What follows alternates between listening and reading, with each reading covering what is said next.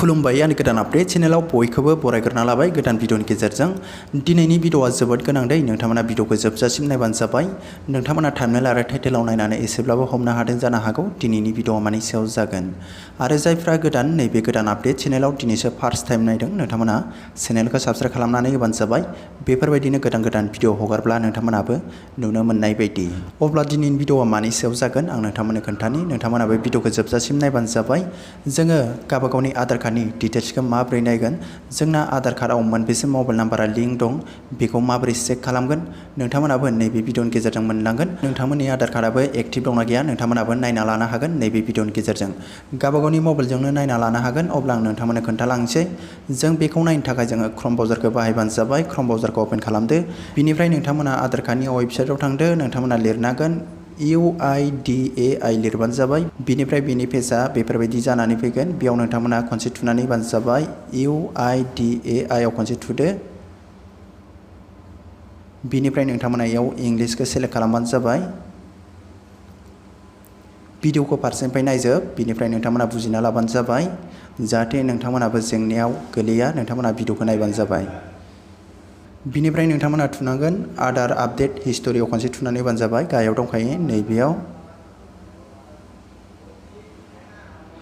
बिनिफ्राय नायबानो जाबाय बिनि पेजआ बेफोरबायदि गेवनानै फैगोन नोंथांमोना बेयाव आधार कार्ड नाम्बारखौ होदो बिनिफ्राय नैबे खेबसाखौ बे खेबसेयाव होदो बिनिफ्राय नोंथांमोना सेन्ड OTP आव खनसे थुनानै होदो अब्ला आं थुनोसै नोंथांमोना नायलांबाय थाबानो जाबाय बिनिफ्राय आङो बेयाव गासैखौबो होजोबबाय बिनिफ्राय आं दा थुगोन सेन्ड OTP आव नायबानो जाबाय नोंसोरो बिनिफ्राय बिनि पेजआ बेफोरबायदि गेवनानै फैगोन बेयाव OTP नाम्बार फैगोन बेयाव नायबानो जाबाय इन्टार OTP बेयाव नोङो नोंथांनि आधार कार्डजों लिंक जानाय मबाइल नाम्बाराव OTP नाम्बार फैगोन बेखौ बेयाव होबानो जाबाय अब्ला आंना OTP नाम्बार होबाय कपि खालामसै आङो बेखौ बिनिफ्राय बेयाव आं होनोसै नायबानो जाबाय नोंसोरो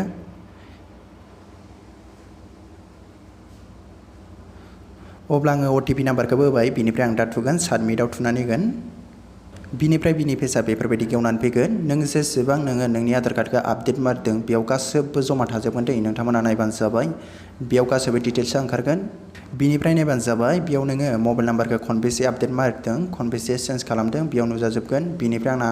खनसे जाबाय फुरानाया गाहायाव ओंखारगोन बिनिफ्राय गोदाना गोजौआव ओंखारगोन बिनिफ्राय नोंथांमोना बे मबाइल नाम्बारा मोननै लिंक जानानै दंब्ला नोंथांमोना बेखौ मोनसे रिमुभ खालामना लाबानो जाबाय डिलिट खालामबानो जाबाय जाहाथे नोंनि मोननै मबाइल नाम्बारनि गेजेराव बबे मोनसेया सोलिया नोंथाङा बे मबाइल नाम्बारखौ रिमुभ खालामना लाबानो जाबाय नङाबा नोंथांमोननि गेजेराव प्रब्लेम सोमजिनो हागौ माबायदि जोङो बेखौ मबाइल नाम्बारखौ रिमुभ खालामो आं बिनि भिडिअ लाबोगोन नोंथांमोना नायना थाबानो जाबाय आंनाबो मोननै दङ आंबो खालामनांगौ आं भिडिअनि गेजेरजोंनो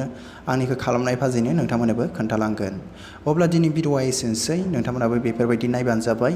नोंथांनि आधार कार्डआ माबायदि जानानै दङ नोंथांमोनाबो चेक खालामबानो जाबाय